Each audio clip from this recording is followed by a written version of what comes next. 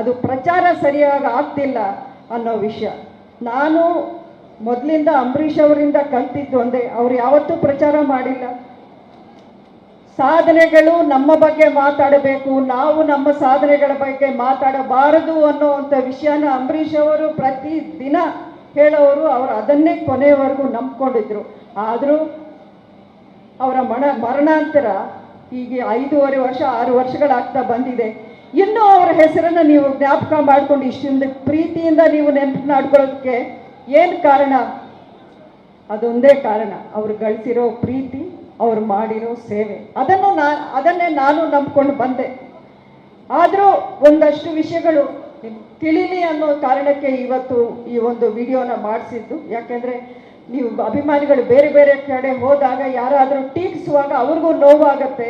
ಆ ನೋವು ನಿಮ್ಗೆ ಆಗದೇ ಇರಲಿ, ನೀವು ಇದನ್ನ ಅವ್ರಿಗೆ ತಿಳುವಳಿಕೆ ಕೊಡಿ ಅನ್ನುವಂಥ ಮನವಿ ನಿಮ್ಮಲ್ಲಿ. ಅಶೋಕ್ ಸುಗಂಧರಾಜ ಹೂವಿನ ಕೃಷಿ ಮಾಡಿ ಅರ್ಧ ಎಕರೆಗೆ 3.5 ಲಕ್ಷ ಗಳಿಸ್ತಿದ್ದಾರೆ. ನೀವು ಕೂಡ ಅವರಿಂದ ಕಲಿಬೇಕಾ? ಅವ್ರ ಜೊತೆ ವಿಡಿಯೋ ಕಾಲ್ ನಲ್ಲಿ ಮಾತಾಡಬೇಕಾ? ಈಗಲೇ ಫ್ರೀಡಮ್ ಆಪ್ ಡೌನ್ಲೋಡ್ ಮಾಡಿ. ಮಾಡ್ತಾ ಇದ್ದೀನಿ. KRS ಡ್ಯಾಮ್ನ ಸಂರಕ್ಷಣೆ ಇರಬಹುದು,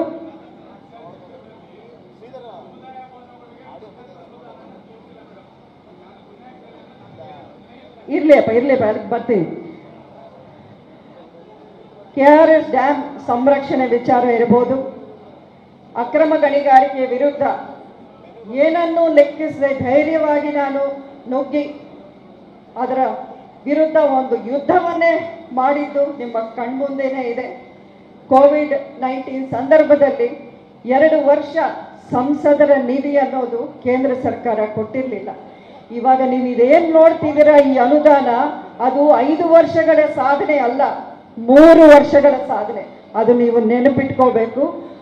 ಅವರ ಇಂಡಿಪೆಂಡೆಂಟ್ ಅಭ್ಯರ್ಥಿ, ಯಾವುದೇ ಒಂದು ಪಾರ್ಟಿ, ಒಂದು ಕೇಡರು, ಒಂದು ಟೀಮು, ಅವ್ರ ಸುತ್ತಮುತ್ತ ಯಾರೂ ಇಲ್ಲ ನನಗೆ. ಆದರೂ ನಾನು ನಿಂತ್ಕೊಂಡು ಒಬ್ಬಂಟಿ ಹೆಣ್ಣಾಗಿ ಇಷ್ಟೊಂದು ನಾನು ತರೋಕ್ಕಾಯಿತು ಅಂದರೆ ನಿಮ್ಮೆಲ್ಲರ ಆಶೀರ್ವಾದ ಮಾತ್ರ. ಇದೆಲ್ಲ ಸಾಧನೆ ಮಾಡೋಕ್ಕೆ ನನ್ನ ಕೈಲಿ ಸಾಧ್ಯ ಆಯಿತು. ಇನ್ನು ಅವರು ನಮ್ಮ ಆತ್ಮೀಯರೊಬ್ಬರು ಹೇಳಿದ್ದಾರೆ,